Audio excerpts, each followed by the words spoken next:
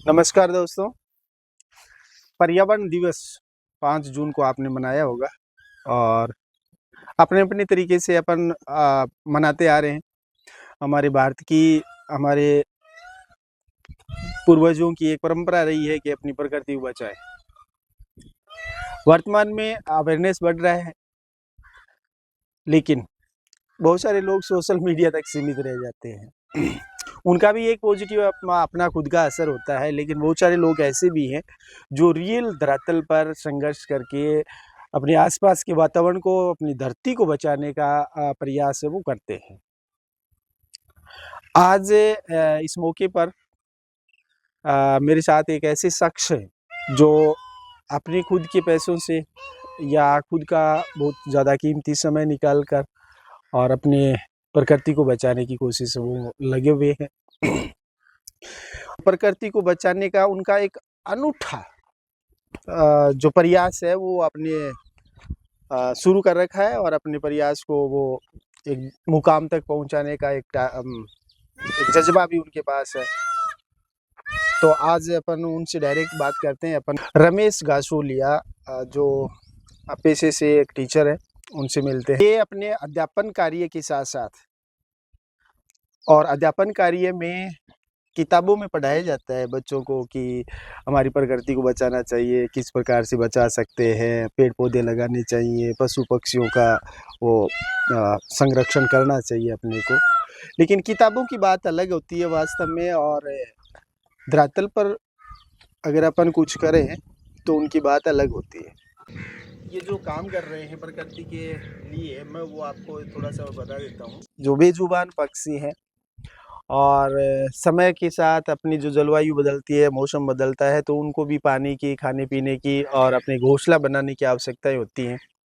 और घोंसला एक समय था, अपना जो घर हुआ करते थे कच्चे पक्के, जिसमें सुबह जब अपन उठते थे तो चिड़ियों की चहचहाट, जो खास करके जो गौरैया चिड़ी होती है, उनकी चहचहाट के साथ हम उठते हैं। और वो जो चहचहाट थी वो अपनी पूरे दिन को एकदम ताजगी भरा रखती थी, बहुत ही शानदार चहचहाट। और समय के साथ हमारी जो आधुनिकीकरण की अपन बात करें तो उसके साथ हमारे जो आवास है उसका फॉर्मेट बदल गया है, जिसके कारण उनको रहने की, घोंसला बनाने की वो जगह नहीं मिल रही। तो धीरे धीरे बहुत सारी पक्षियों की प्रजातियां खत्म हो भी चुकी हैं और बहुत सारी प्रजातियां वो खत्म होने की कगार पर है। और गौरैया की अगर हम बात करें तो उनकी भी संख्या है वर्तमान में बहुत ही कम देखने को मिलती है। कभी कभार अगर कोई चिड़िया देखने को मिलती है तो वो वास्तव में दिल को सुकून मिलता है।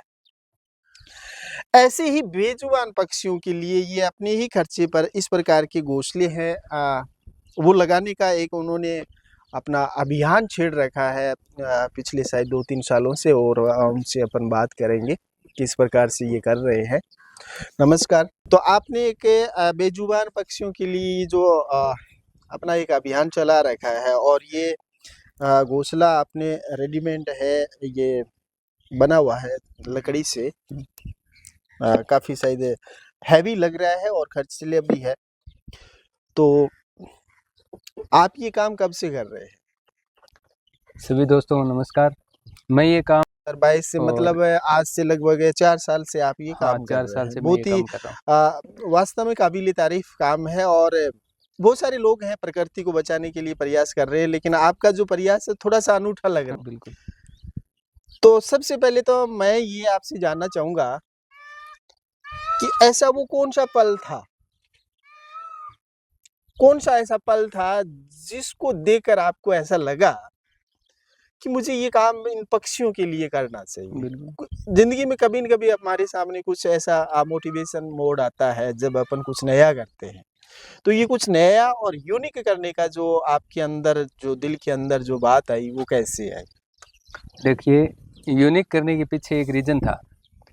सन 2017 में जब मैं कॉलेज में सेकंड ईयर में था, तब हम कुछ दोस्तों की मदद से और कुछ अन्य साथियों के सहयोग से हमने जालपा देवी राजकीय महाविद्यालय में कुछ पेड़ लगाए थे।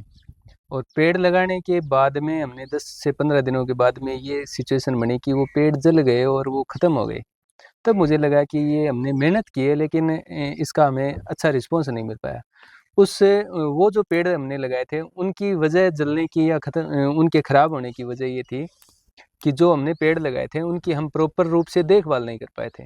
और देखभाल करने के पीछे ये रीज़न था कि कॉलेज में जो पेड़ लगाए थे उनकी चार तारबंदी या फिर उनका हम प्रॉपर रूप से हम बाड़ वगैरह बना के उस टाइप से उनको सेट नहीं कर पाए। तो फिर मुझे ये लगा कि ये काम तो वास्तव में जटिल है थोड़ा सा, और उसी के बाद में मैंने ये कोशिश की कि ऐसा कुछ काम करें कि एक बार लगा दिया तो उसका रिजल्ट मिले और वो प्रकृति के लिए भी अच्छा हो और सिर्फ हवाबाजी न रहे, हम जो काम कर रहे हैं वो काम हमें दिखे भी। तो उस टाइम मेरे दिमाग में ये आया कि कुछ भी हो जाए कि हमें पेड़ पौधे लगाने चाहिए, लेकिन अगर वो सक्सेस नहीं होते हैं तो हमें घोंसले कहीं ना कहीं लगाने चाहिए। क्योंकि गाँव में जो गौरैया होती हैं, मेरा गांव में जो घर है, हमारा घर है, घर के सामने पीपल है। तो पीपल में जब मैं बचपन में मेरी याद आता है कि वो पीपल के ऊपर चारों तरफ से इतनी चहचहाट होती थी सुबह सुबह के समय। अब वो शायद इतनी चहचहाट नहीं रह पाती। तो मुझे लगा कि चिड़िया जो होती हैं, गौरैया जो होती हैं, उनके लिए हमें घोंसले लगाने चाहिए ताकि उनको रहने के लिए घर मिले और हमारा घर भी उस चहचहाट के साथ में हमारा घर भी चहकता हुआ रहे, चहचहाट भरा रहे। इसलिए मैंने ये ऑपरेशन नीड के रूप में 25 अक्टूबर 2022 से हमने महात्मा संन्यास आश्रम से ये शुरुआत की थी और खूब सारे दोस्तों को मैंने प्रेरित भी किया है, व्यक्तिगत स्तर पे उनको मोटिवेट किया है। और बाकी कुछ ऐसे भी दोस्त थे जिनको ये प्रोग्राम जब देखा उन्होंने तो उनको भी मोटिवेशन मिला और उन्होंने अपने स्तर पे ये निश्चित रूप कार्यक्रम से किया। आपका काम बहुत ही शानदार है। आपने जो बताया कि हमने एक बार पेड़ लगाने की कोशिश की और वो सक्सेस नहीं हुए, रियलिटी में ज्यादातर लोगों के साथ ऐसा ही होता नहीं है। होता, ऐसा नहीं होता। वो जब भी कोई छोटा मोटा अभियान चलता है, कोई ये दिवस मनाने की बात आती है, जब वो वास्तव में पौधे लगाते हैं और भी प्रयास करते हैं और फोटो खींचते हैं और सोशल मीडिया पर डाल देते हैं, तो या तो वो खुद भूल जाते हैं या फिर वो अनसक्सेस हो जाते हैं और फिर वो इस चीज को छोड़ देते हैं। आप में ये एक उल्टा देखने को मिला कि आपने प्रयास किया, सक्सेस नहीं हुए, तो अपन दूसरी दिशा में जाएं, ये वास्तव में काबिले तारीफ होता है। नहीं तो समस्या है क्या है, फोटो खिंचवा नहीं, दी, उसके डाल दी। पीछे एक रीज़न था सर कि हमारे पास इतने पैसे नहीं थे कि हम उनकी चारदीवारी जो पेड़ लगाए उनकी जाली लगवा सकें, उनके तारबंदी करके जितने पेड़ हमने लगाए थे वो सारे तारबंदी करके उनका हम प्रोटेक्शन कर सकें। उतना पैसों का जुगाड़ नहीं था। लेकिन उस टाइम मैंने ये सोचा था कि कभी न कभी कमाने लगेंगे और अपन जब कमाएंगे तो अपनी कमाई में से थोड़ा सा कुछ नेचर के लिए अपन करेंगे। तो मन में एक भावना थी। जब मैं 2019 में टीचर लग गया तो वो भावना मेरे अंदर फिर जाग गई और जागने के बाद में 2-3 साल फिर ऐसे ही सोचते विचारते या टालम टोल में निकल गए। फिर मैंने एक दिन सोचा कि क्यों न शुरू कर ही देते हैं, कुछ भी हो जाए शुरू कर लेते हैं। तो मैंने ये मिशन ऑपरेशन रेड के रूप में जब शुरू किया तब मेरा ये प्लान ये था कि मैं महीने में एक घोंसला भी लगाऊंगा तो साल के 12 घोंसले लगा सकता हूँ। जबरदस्त। आपने कॉलेज लाइफ में डेफिनेटली अपने को इकोनॉमिकली थोड़ी सी समस्या होती है, बिल्कुल। लेकिन आपने वहां पर भी एक सपना संजोया कि हमारे पास जब भी पैसे आएंगे तो ये काम करेंगे। वो वास्तव में बहुत शानदार आपका, और ये सफल भी हुआ। ऊपर वाले ने आपका ये जो मन की इच्छा थी वो पूरी भी की। बिल्कुल बिल्कुल। अभी तक आपने लगभग कितने घोंसले लगा चुके हैं? और मैंने आज तक अपने स्तर पे तकरीबन 250 घोंसले मैंने अपने खर्चे से लगा दिए और एक घोंसले का लगभग शुरुआती कॉस्ट 200 से 250 रुपये पड़ता था। अच्छा, फिर धीरे धीरे जहाँ से मैंने ये घोंसले बनवाए थे उन लोगों ने भी मुझे थोड़ा सा सपोर्ट किया तो उन्होंने थोड़ा सा रेंट इनका जो खर्चा था वो कम किया और आज तकरीबन 100 से 150 रुपये के बीच में ये घोंसला मिल जाता बहुत ही शानदार है। आपने 250 से कॉस्ट शुरू की और आपके अच्छे काम को देखकर इनकी कॉस्ट भी अगले ने, जो भी कंपनी ये बनाती है, है। अच्छे से वो कम भी कर दिया है। आपने अभी तक मान लो बता रहे हो कि लगभग मैंने 250 से प्लस वो घोंसले लगा दिए हैं। हाँ, ये इतने नहीं करता, लेकिन खुशी इस बात की है कि मैंने मान लो 20 घोंसले कहीं लगाए, तो ऐसा तो है नहीं कि मैंने अकेले ने लगाए। हो सकता है उस समय 20 आदमी थे या 50 आदमी और भी थे या 4 भी आदमी थे, तो उसमें किसी एक व्यक्ति और के अंदर की जो भावनाएं होती हैं वो जाग गई और उसने भी इरादा कर लिया कि मैं भी 5-10 लगाना चाहता हूँ। तो उसने अपने घर पे भी लगाए, तो वो इस प्रोग्राम को देखते हुए वो उनमें मोटिवेशन हुआ और उन्होंने अपने घर पे लगाए। तकरीबन अपने आसपास के एरिया में 1000 से ज़्यादा ही, अच्छा। ये मेरा आइडिया है, लेकिन 1000 से अधिक घोंसले, 1000 से अधिक घोंसले लग गए।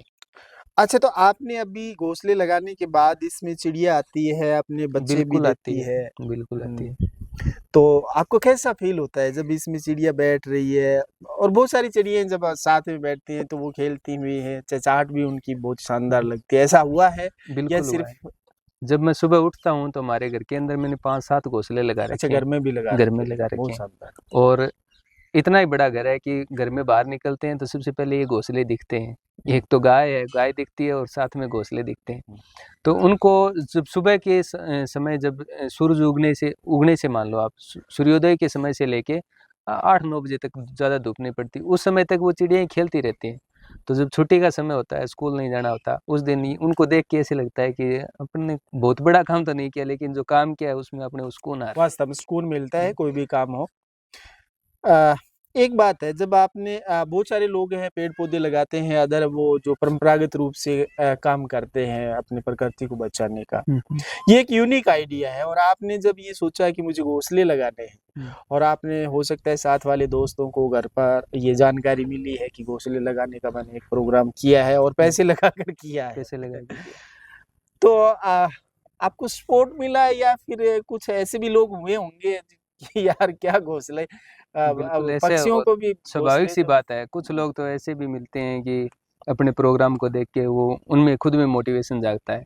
वो हो सकता है उसने किसी ने ₹1000 दे दिए हों, 1-2 लोगों ने दिए थे मुझे ₹500 कि आप इस मिशन में मैंने उनसे डिमांड नहीं की, लेकिन उन्होंने इस मिशन में शुरुआत जिस दिन की थी ना, उस दिन भी लगभग मुझे याद है कि 1000 से ₹2000 के आसपास आए थे। नहीं उन्होंने ये कहा था आपके इस लोगों मिशन का को, मेरे कहने मतलब लोगों का शुरुआती रुझान कैसा रहा कि शुरुआती ये रुझान, घोंसला बनाना तो खुद पक्षी का काम है यार हाँ, उसी की आप क्या बात कर बनाओगे उसी की बात कर रहा हूँ। हाँ कुछ लोगों का ये रुझान रहा कि अच्छा कार्यक्रम शुरू किया है, अगर ये सक्सेस रहता है, इसमें चिड़ियाँ अपना घर बनाती हैं, एक पक्षी अपने घर में अपने अपने साथ ही अपने घर के अंदर रहता है, तो अच्छी बात है। कुछ कुछ लोगों ने मुझे सपोर्ट किया। कुछ लोग ऐसे भी थे कि उन्होंने मजाक बनाया कि तूने घोंसले नहीं लगाए तब तक चिड़िया जन्म नहीं देती थी बच्चों को। ऐसा भी अच्छा होता है, स्वाभाविक सी अच्छा बात है। आपके घोंसले से पहले हाँ, अंडे नहीं देती तो क्या अगर वो अब आत्मा से अगर सोचे ना, तो हो सकता है कि देती थी, स्वाभाविक बात थी। लेकिन एक चीज़ ये भी, एक पहलू ये भी था कि अपने जब डेवलपमेंट का ये दौर जब देख रहे हैं, तो अपन एक पेड़ काटते हैं तो उसमें एवरेज माने तो 5 से 10 पक्षियों का आवास भी एक बर्बाद होता है। और आजकल के ये समय जो है, इसमें पेड़ पौधे कट रहे हैं आराम से। निश्चित रूप से हाँ, समय के साथ तो परिवर्तन कुछ आया लोग है ऐसे भी देखने को मिले थे, देखो उन्होंने घोंसले देती थी और घरों के आंगन में सुबह-सुबह उठते उसकी चहचहाट उठती थी, लेकिन वास्तव में वर्तमान में देखें तो ये देखने को भी नहीं मिल रहा है, बहुत ही कम है। बिल्कुल, गाँव में फिर भी देखने को मिल जाता है, लेकिन अब पहले हमारे घर वो कच्चा हुआ करते थे, अगर रहने का आवास है वो पक्का है, तो फिर भी पशुओं के लिए अपने कच्चे घर हुआ करते थे, हुँ, उसमें ये घोंसले बनाती थी, वो चिड़िया ही रहती थी। लेकिन वर्तमान में डेफ़िनेटली इसमें कमी आई है और अगर आपके घोंसलों में ये चिड़ियाँ रह रही हैं, तो ये वास्तव में एक खुशी देने वाली बात है, बिल्कुल। बहुत ही शानदार बात है। तो आप क्लास में जब बच्चों से साथ बात करते हो, स्टाफ में जब बात करते हो, तो उनको भी डेफ़िनेटली ये मोटिवेशन बिल्कुल अच्छा मिलता लगा, होगा। बिल्कुल हुँ, अच्छा लगा तो उनको। आपने अपने विद्यालय स्तर पर बच्चों के साथ या आपके डिपार्टमेंट में ऐसा कोई हाँ, प्रोग्राम ऐसा मैंने अगर किया है हाँ, डिपार्टमेंट में। मैंने मुझे ये लगा कि इस पहल को मैं कम से कम अ, इतना तो करूँ कि अपने डिपार्टमेंट के अंदर इस चीज़ के बारे में सबको अवगत कराऊँ। हुँ, किसी का इच्छा होगी तो लगा लेगा, नहीं इच्छा होगी तो कोई ज़बरदस्ती नहीं है। मैं शुरुआत में जब हमारे स्कूल में, जब यहाँ महात्मा गांधी गाजवास में जब मेरी पोस्टिंग हुई, तो हमारे स्टाफ के बीच में ऐसी बातचीत करते हुए मैंने चर्चा की कि मैंने 2022 से ऐसे-ऐसे कार्यक्रम शुरू कर रखा है। उसमें हम और मेरे साथी सारे जो मिलके घोंसले लगाते हैं। तो उस समय हमारे प्रिंसिपल थे विजेंद्र सिंह जी यादव, झुंझुनू के थे। तो उन्होंने उनके मन में ऐसे कहते हैं ना कि बाग-बाग हो जाना, हाँ, हाँ, सुनते उस ही ये टाइप की वास्तव में कंडीशन आपका उनके काम मन है। में हुई थी और हाँ, उन्होंने कहा कि रमेश जी यार अपने स्कूल में लगाओ। तो उस समय मैंने ये कोशिश की कि 5 से 10 घोंसले अपने स्कूल में लगाए। उस समय हमने 10-11 घोंसले वहाँ लगाए थे। फिर हमारी खुद की स्कूल में भी हमने 10-12 घोंसले लगाए थे। तो वो सारे सक्सेस हैं। एक भी ऐसा घोंसला नहीं है जिसमें चिड़िया का घर नहीं बनता। सभी में चिड़िया रहती हैं। स्टाफ वाले शुरुआत में लगाया था तो वो उनको एक मन में एक जिज्ञासा सी पैदा हो गई थी कि आज बैठे या कल बैठे चिड़िया कब आएगी। हाँ, ये भी एक बच्चों हो को तो जाता है। ये होता ही बच्चों है, को और भी होता है। बच्चे जब इस उम्र में देखते हैं हाँ, कि सर ये वास्तव में जो सिर्फ किताबी बातें नहीं है, धरातल पर ये कर धरातल रहे पे हैं, तो और जब ये चिड़िया आके बैठेगी तो चिड़ियों बच्चों का तो ये स्वाभाविक रूप से पक्षियों से बच्चे डेली और रोजाना पूछते थे। छोटे बच्चों के प्रति जो भी जानवर का हो, पक्षी का हो, उनके प्रति लगाव रहता ही है, और जब वो देखते हैं तो वास्तव में वो प्रफुल्लित तो रहते ही हैं। बिल्कुल रहते थे। तो और बच्चों ने शुरुआत उच्च में जब लेवल पर आपने कोई सीबीओ लेवल पर या डीओ डाइट शुरू में मेरी 2-3 दिन के लिए ट्रेनिंग हुई थी रिसर्च से संबंधित जो विभागीय रिसर्च होते हैं उनमें। वहाँ हमारे कार्यक्रम के जो क्लास चल रही थी उस समय मैंने डीओ साहब थे, डाइट प्रिंसिपल श्री गोविंद सिंह जी, उनके आगे मैंने ये चीज़ रखी कि सर मैं इस तरह से एक घोंसले लगाने का मेरा एक पहल है। और उन्होंने उस चीज़ को मोटिवेट किया और उन्होंने ये कहा कि आप ऐसा लगाते हो तो आप कभी ऐसा भी टाइम आए कि आप हमारे यहाँ भी डाइट में भी घोंसले लगाओ।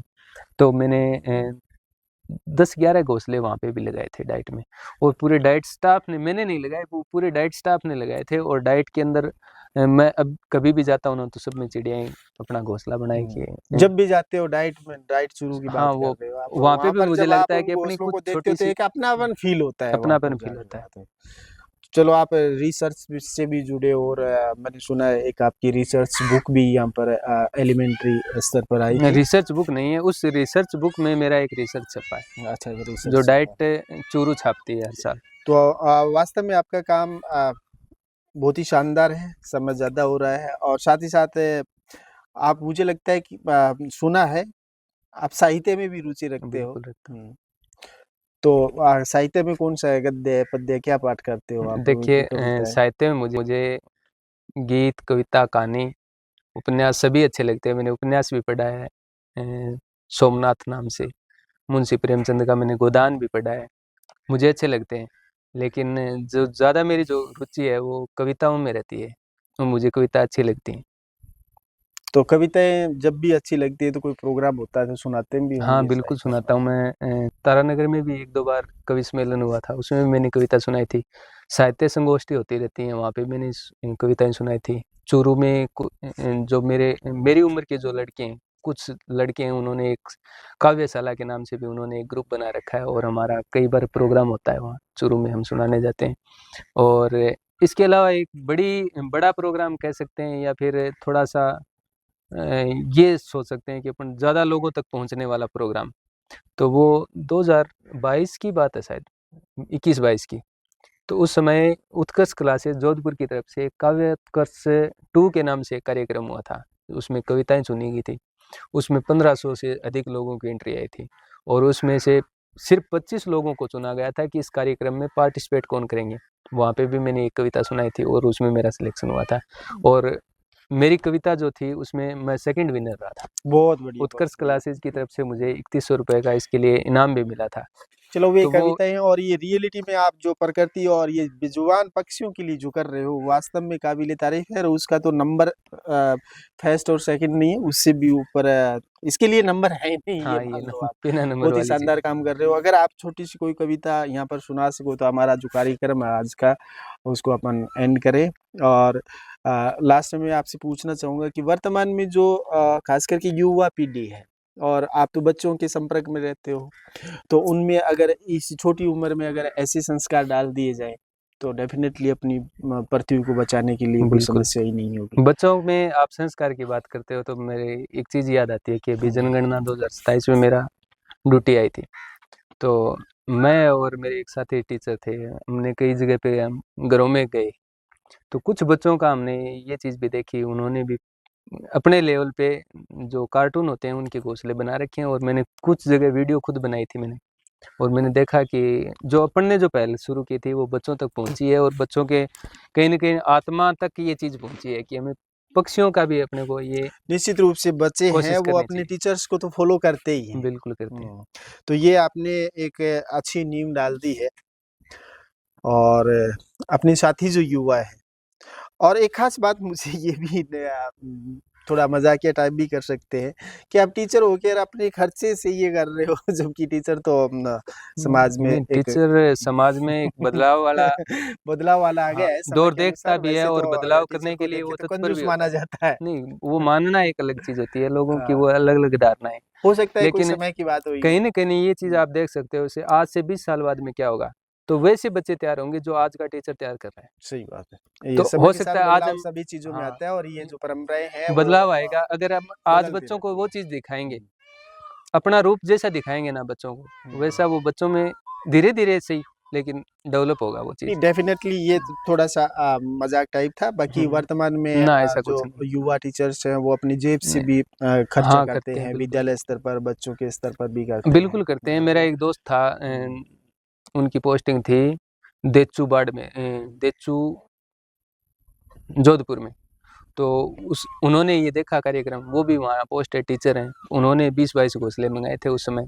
तो मुझे अच्छा लगा कि हुँ। टीचर्स जो होते हैं, उनमें भी ये चीज़ कहीं न कहीं ज़्यादा तो लोगों तक जागरूकता के लिए हमने ये कार्यक्रम किया था और वो जागरूकता वहाँ तक पहुँची, तो मुझे अच्छा लगा। जब मैं जालौर में पोस्टेड था, तो जालौर में हमारे स्कूल में भी लगाए, हमारे पीओ क्षेत्र में भी लगाए, आस-पास के पीओ क्षेत्र में भी हमने ये घोंसले जागरूकता के तौर पे लगाया और लेकिन लगाए थे। निश्चित और रूप वहाँ से जालौर की जो डाइट जालौर थी, वहाँ पे भी मैं मुझे रिसर्च जो विभागीय जो रिसर्च होते हैं, उनमें मुझे जाना पड़ता था। तो डाइट प्रिंसिपल और उस समय संयोगवश वहाँ सीडीओ साहब आए हुए थे जालौर के, तो वो भी आए हुए थे, तो उनके हाथों से हमने एक घोंसला वहाँ पे भी लगवाया था। तो मुझे अच्छा लगा कि मतलब आप चूरू से हाँ, जालोर तक अपना जालौर ये जो है तक ना और बाड़मेर तक अभियान का जो है हाँ, ना वो मेरे साथियों तक मैंने ये यहाँ से पहुँचा घोंसले चुके हो। पहुँचवाए थे। हुँ।